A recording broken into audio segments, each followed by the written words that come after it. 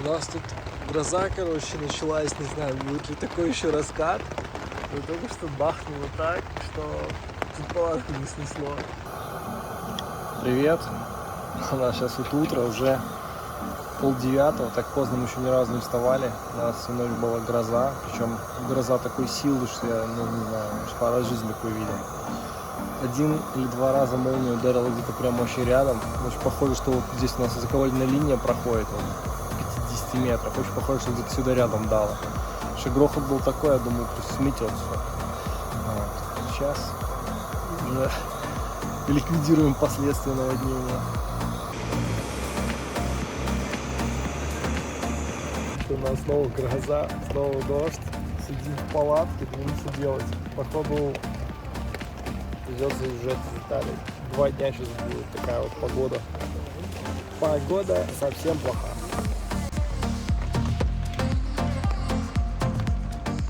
У нас тут прикольная ситуация. Всю ночь и первые полдня шел дождь с грозой.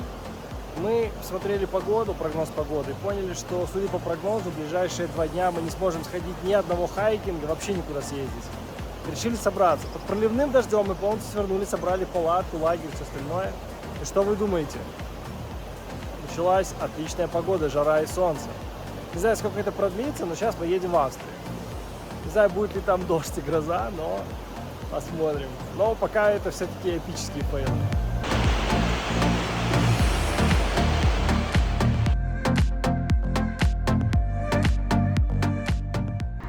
Зашли мы в магазинчик австрийский, взяли вот такое себе кофе-латте.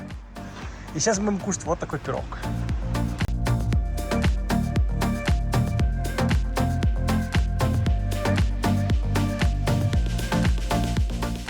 Сегодня получился у нас такой, я бы сказал, сумбурный денек.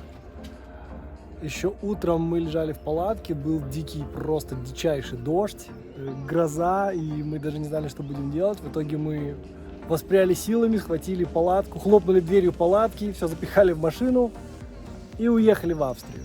Сейчас мы находимся возле австрийского озера, которое называется Мильштадт, в кемпинге под названием Golden Camping. Сам по себе дом просто прекрасный.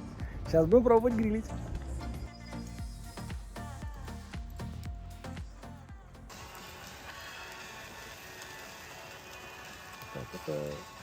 Серега сегодня готовит для специального гостя нашего вечера Маркиза Маркизыча.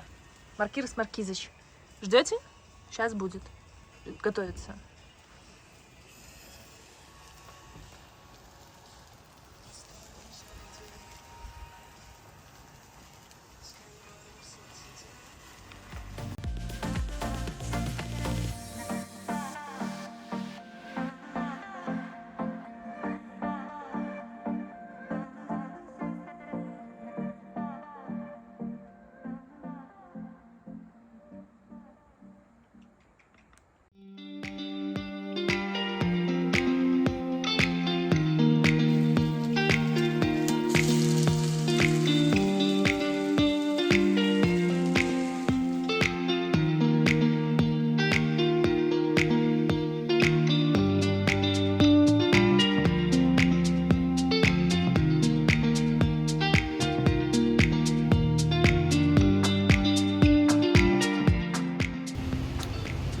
Привет! Мы сегодня в Австрии, но погода портится все больше и больше. Я думаю, слышен гром. В итоге мы поехали, попробовали посмотреть замок. Замок мы тоже не смогли посмотреть, потому что началась гроза. Подняли дрон, пошел дождь. Подъехали к замку, пошел ливень с грозой. Сейчас заехали в торговик, пытаемся переждать.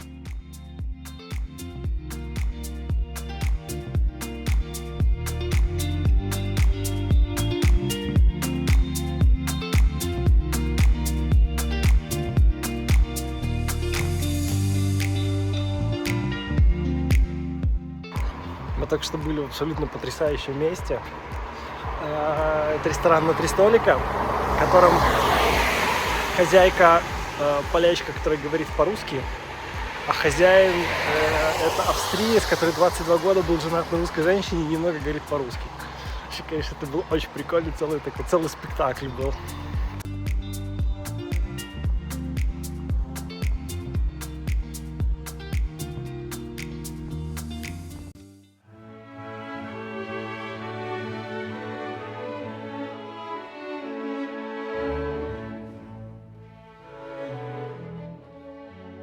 Вот, в общем-то, и закончилось наше путешествие. Сегодня мы начинаем движение назад. Сейчас мы едем в Зальцбург. Немножко печально. Италия осталась позади, Австрия остается, по сути, еще впереди. Но завтра вечером мы уже будем дома в Кракове.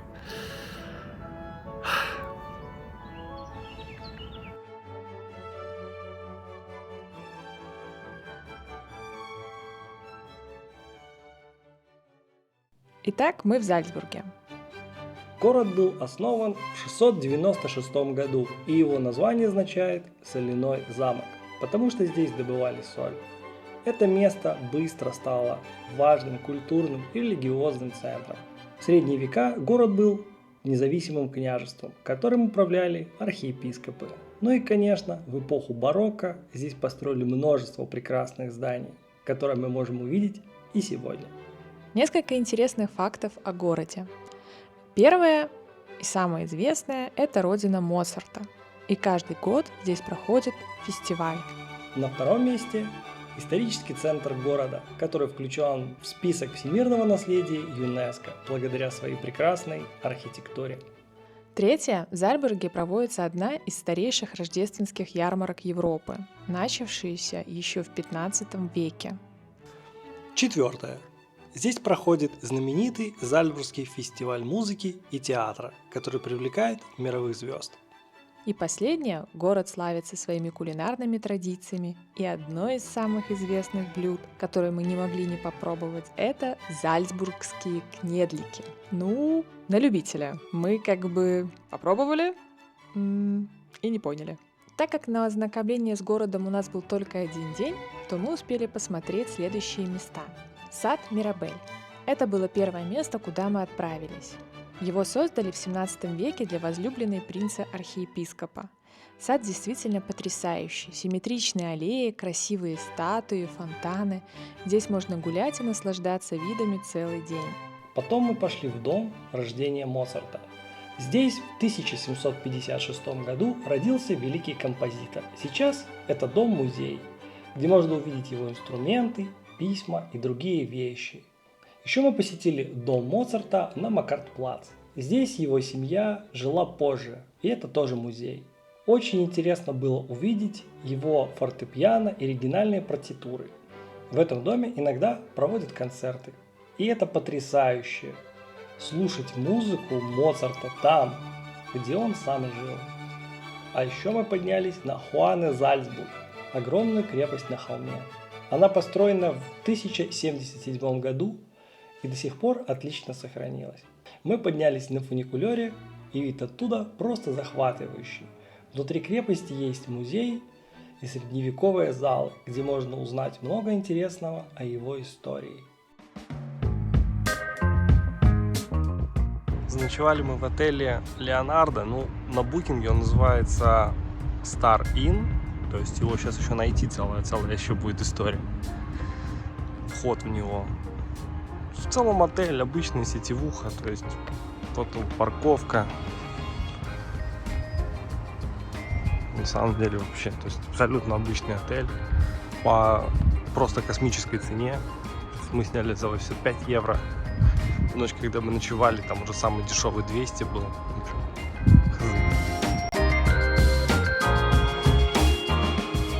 Все, мы приехали в Брно. Сейчас на парковке намажемся кремами и пойдем изучать сам Брно. Сейчас на улице 34 градуса. Вообще просто вилл, я не знаю, что мы будем делать, но попробуем. Брно – второй по величине город Чехии, основанный в 1243 году. Мы не планировали осматривать все достопримечательности и ограничились прогулкой от Моравской галереи, которая является вторым по величине художественным учреждением в стране после Национальной галереи в Праге, через центр старого города до собора святых Петра и Павла. Осмотр подземелий и замка Шпильберг мы оставили на следующий визит. По традиции, приезжая в Чехию, каждый обязан съесть вепрево колено. Вот оно.